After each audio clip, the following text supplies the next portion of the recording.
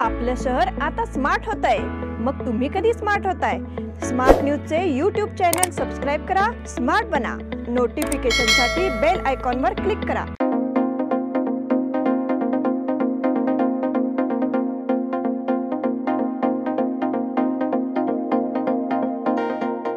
नमस्कार, मैं निष्ठा जावड़े स्मार्ट प्लस के आज के समाचार में आपका स्वागत करती हूँ। शुरुआत में एक नजर आज के सुर्खियों पर। अब 23 अगस्त को राष्ट्रीय अवकाश दिवस होगा। गर्भपात कानून पर सुनवाई से सुप्रीम कोर्ट का इनकार। निर्माण श्रमिकों की समस्याओं का समाधान करने की मांग। मदुराई में ट्रेन कोच में आग लगने से 10 लोगों की मौत। सीमा मुद्दों पर उच्च प्राधिकारी समिति की बैठक बुलाने का अनुरोध। मार्कंडे फैक्ट्री में रूलिंग पैनल का पलड़ा भारी। सदाशिव नगर शमशान भूमि में निजी वाहनों की पार्किंग बंद। ग्रामीण क्षेत्रों में भी गणराया की आगमन की तैयारी शुरू।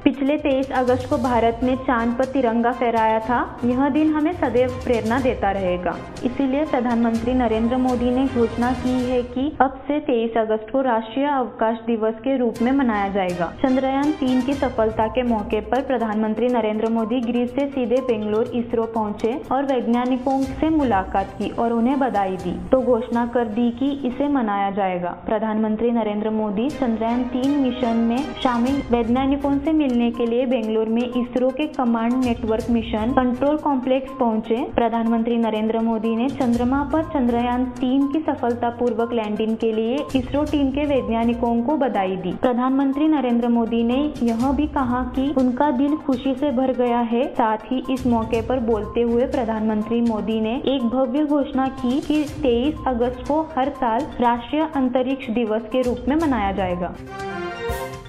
गर्भपात कानून पर सुनवाई से सुप्रीम कोर्ट का इनकार। संसद ने महिलाओं के हित को ध्यान में रखते हुए मेडिकल गर्भपात अधिनियम में कुछ प्रावधान किए हैं। यह देखते हुए सुप्रीम कोर्ट ने शुक्रवार को अधिनियम के प्रावधानों को चुनौती देने वाली एक याचिका पर सुनवाई से इनकार कर दिया। इस मामले में संगठन के याचिकाकर्ताओं ने मुख्य न्यायाधीश न्यायमूर्ति धनंजय चंद्रचूड़ की अदालत में जनहित याचिका दायर की। जेबी पारदीवाला और न्यायमूर्ति मनोज मिश्रा की पीठ को बताया गया कि एक पंजीकृत चिकित्सक एक प्रशिक्षित स्त्री रोग विशेषज्ञ है और वह विशेषज्ञ गर्भपात करने वाली महिला की मानसिक स्थिति का आकलन नहीं कर सकता है। पीठ ने सवाल किया कि प्रावधानों को चुनौती देने में जनहित क्या है। निर्माण श्रमिकों की समस्याओं का समाधान करने की मांग। निर्माण श्रमिकों की समस्याओं का शीघ्र समाधान किया जाए, ऐसी मांग विभिन्न संगठनों की ओर से की गई है। इसके लिए श्रम विभाग के अधिकारियों को आवेदन सौंपा गया है। बयान में कहा गया है कि निर्माण क्षेत्र में असंगठित श्रमिकों को इस समय समस्याओं का सामना करना पड़ रहा है। कई कारणों से उन्हें सेवा सुविधाएं उपलब्ध नहीं कराई जाती है। साथ ही सरकार से मिलने वाली सेवाएं भी समय पर नहीं मिल पाती है। यह भी मांग की गई कि इस बात पर गंभीरता से विचार किया जाए कि कुछ दलालों का साम्राज्य भी खड़ा हो गया है, जिससे कर्मचारी सेवा सुविधाओं से वंचित हो रहे हैं। इस समय पर NR लातूर, राहुल पाटिल, सोमनाथ पाटिल, डॉक्टर अंजलि जाधव एवं अन्य कार्यकर्ता उपस्थित थे। मदुराई में ट्रेन कोच में आग लगने से 10 लोगों की मौत। तमिलनाडु के मदुराई में लखनऊ रामेश्वर ट्रेन में भीषण आग लग गई है। इसमें 11 यात्रियों की मौत हो गई है। बताया जा रहा है कि 25 यात्री घायल हो गए। दक्षिण रेलवे के अधिकारियों के मुताबिक सुबह जब ट्रेन मदुराई यार्ड जंक्शन पर रुकी तो आग लग गई। इसके बाद कुछ यात्री अवैध रूप से गैस सिलेंडर लेकर ट्रेन के कोच में घुस गए। बताया जा रहा है कि इसी सिलेंडर की वजह से ट्रेन में आग लग गई। ट्रेन में आग लगने का एक एक वीडियो भी सामने आया है जिसमें डब्बे में भीषण आग दिखी जा सकती है। वहीं आसपास के कुछ लोग चिल्ला रहे हैं। आग लगने के बाद तेज आवाज भी होती है। मौके पर पहुंची फायर ब्रिगेड के अथक प्रयास के बाद आग पर काबू पाया।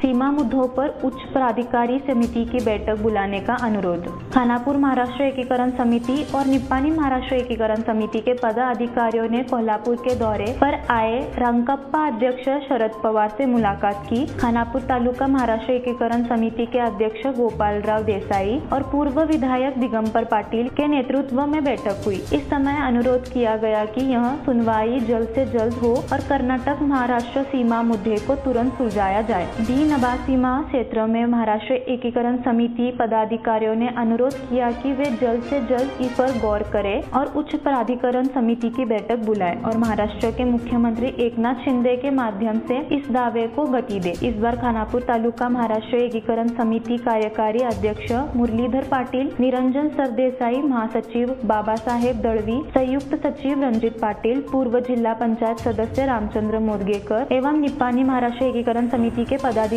उपस्थित थे।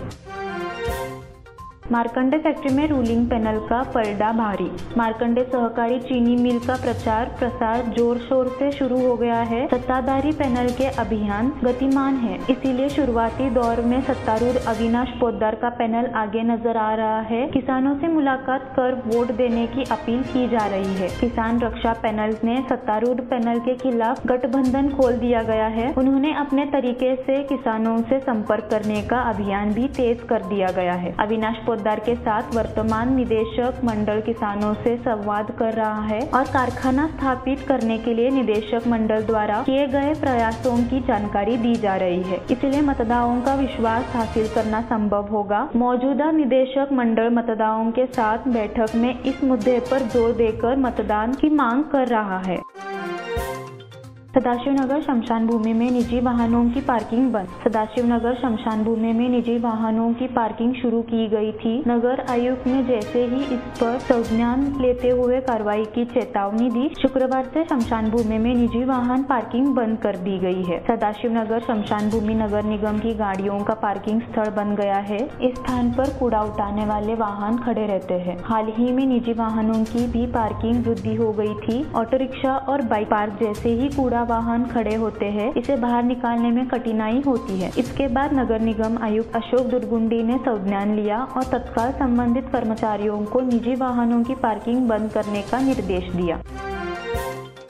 ग्रामीण क्षेत्रों में भी गणराया के आगमन की तैयारी शुरू। तालुका के ग्रामीण इलाकों में गणेशोत्सव की तैयारियों में तेजी आ गई है। 19 सितंबर को गणेशोत्सव है और गांवों से मूर्तियां बिक्री के लिए आ गई है। साथ ही सार्वजनिक गणेशोत्सव मंडल अब गतिशील और आदर्श बन गए हैं। ग्रामीण क्षेत्रों में गणेशोत्सव अत्यंत धूमधाम से मनाया जाता है। हाल ही में बिक्री के लिए मूर्तियों के आयात में वृद्धि हुई। कोल्हापुर, कोन्नूर, गोकाक क्षेत्र से मूर्तियां बिक्री के लिए लाई जा रही है। मूर्ति की कीमत में बढ़ोतरी, यह जानकारी मूर्ति विक्रेताओं द्वारा दी गई है। भक्तिमय, साफ सुथरा और आकर्षक मूर्तियों को प्राथमिकता दी जाती है और 500 रुपए से लेकर 10,000 रुपए तक की मूर्तियां बिक्री के लिए रखी गई है।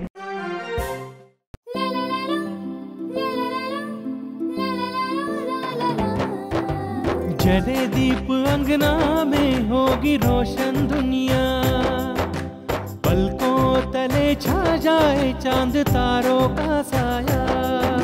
रंगोली में खिले रंग खुशियों के भीतर आने, तन मन झिलमिल जाए हर पल होंगे सुहाने। ये अटूट बंधन खिले हर आशियाना, रंग वस्त्रों का खजाना मन भाए आराधना। रंग वस्त्रों का खजाना मन भाए आराधना। आराधना मारुति गली बेलगाम। मन भाए आराधना।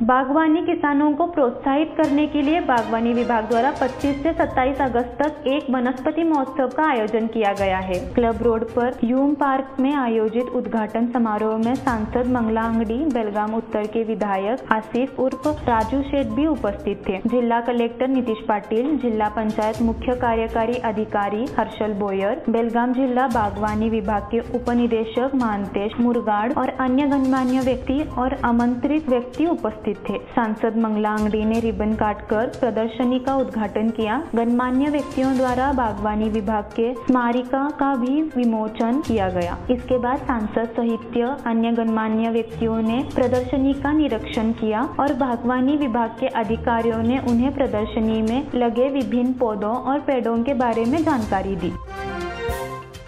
बुलक द्वारा विशेष कार्यक्रम प्रस्तुत। बुक लवर्स क्लब द्वारा प्रस्तुत बाईपन भारी देवा कार्यक्रम को प्रशंसकों ने खूब सराहा। लोकमान्य पुस्तकालय में सुनीता पाटनकर, शिल्पा बिरंगी एवं डॉक्टर प्रस्तुति रश्मि फड़के ने दी। सचिव किशोर काकड़े ने परिचय दिया। इसके बाद तीनों ने फिल्म बाईपन भारी देवा में 6 बहनों के डायलॉग, हर एक की वेशभूषा, स्वभाव, 4 दीवारों की दुनिया में छुपे शौक को पेश किया गया। 50 से अधिक महिला वैज्ञानिकों का जिक्र करते हुए उन्हें सराहा गया। भोजन राशन की राशि जमा करने की प्रक्रिया शुरू। अन्य भाग्य योजना के तहत 8,29,000 एक अंत्योदय एवं 28,14,842 बीपीएल कार्डधारी परिवारों के लाभार्थियों के नियमानुसार डीबीटी के माध्यम से उनके खाते में राशि जमा कराई गई है। यह जानकारी कलेक्टर नीतीश पाटिल ने पत्र के माध्यम से दी है। जुलाई 2023 से राष्ट्रीय खाद्य सुरक्षा अधिनियम के तहत प्रत्येक सदस्य को 10 किलो चावल उपलब्ध कराने की योजना शुरू की गई है। इसमें से 5 किलो चावल और 5 किलो धान के बदले में उनके बैंक खाते में राशि जमा करने की योजना को बढ़ावा दिया गया है।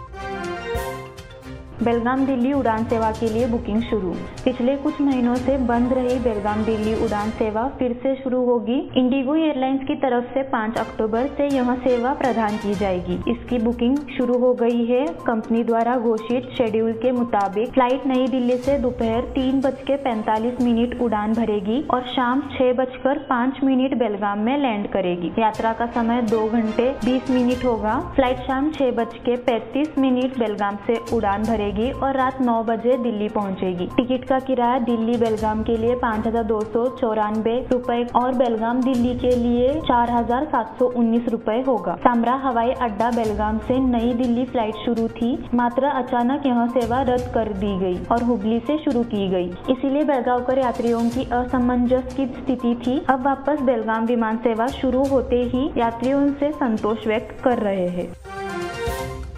उद्यमी महादेव चौगुले को सर्वश्रेष्ठ उपलब्धि पुरस्कार। उद्यम बाग के प्रसिद्ध उद्यमी महादेव चौगुले को सर्वोत्कृष्ट उद्यमिता के लिए पुरस्कार मिला है। बेलगाम स्मॉल इंटरप्रेन्योर एसोसिएशन के अध्यक्ष और अलंकार इंटरप्राइजेस के पार्टनर महादेव चौगुले को किर्लोस्करवाड़ी में किर्लोस्कर ब्रदर्स लिमिटेड द्वारा सर्वश्रेष्ठ उपलब्धि पुरस्कार से सम्मानित किया गया। किर्लोस्कर ब्रदर्स लिमिटेड के उपाध्यक्ष श्री विनय भट्ट ने पुरस्कार प्रदान किया। महादेव चौगुले द्वारा किर्लोस्कर ब्रदर्स प्रबंधन टीम के साथ बेलगाम में लिमिटेड किर्लोस्कर यूनिट शुरू करने पर चर्चा की और इससे पूरे बेलगाम को लाभ होता है।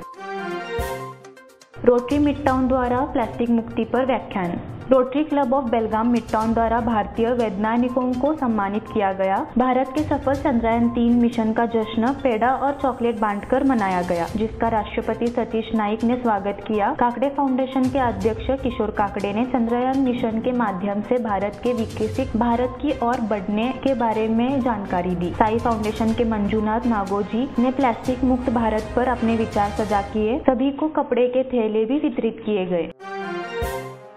जिला पुलिस मुख्यालय में फोन इन कार्यक्रम सफल। जिले के बाहर से सभी लोगों ने जिले की विभिन्न पुलिस स्टेशनों में फोन किया और अवैध शराब की बिक्री, मटका, जुआ, यातायात की समस्याएं, 2 पहिया वाहनों का कर्कश शोर, भूमि विवाद, पारिवारिक समस्याएं, रेत के अवैध परिवहन जैसी विभिन्न शिकायतें की। आवारा कुत्तों की समस्या। आज एसपी के फोन इन कार्यक्रम में शनिवार को सभागार में 18वां फोन इन कार्यक्रम हुआ। इस दौरान कई नागरिकों ने एसपी को फोन कर विभिन्न शिकायतें बातें व समस्याएं बताई। एसपी संजीव पाटिल ने संबंधित पुलिस अधिकारियों से बात की और इसका तुरंत समाधान निकाला। अतिरिक्त पुलिस अधीक्षक Venugopal, DySP Veeresh Doddamani, CPI BR Gaddekar, Mahadev SM, Ballappa Talwar, पुलिसकर्मी श्रीशैल पासीगर, विठ्ठल मदार आदि उपस्थित थे।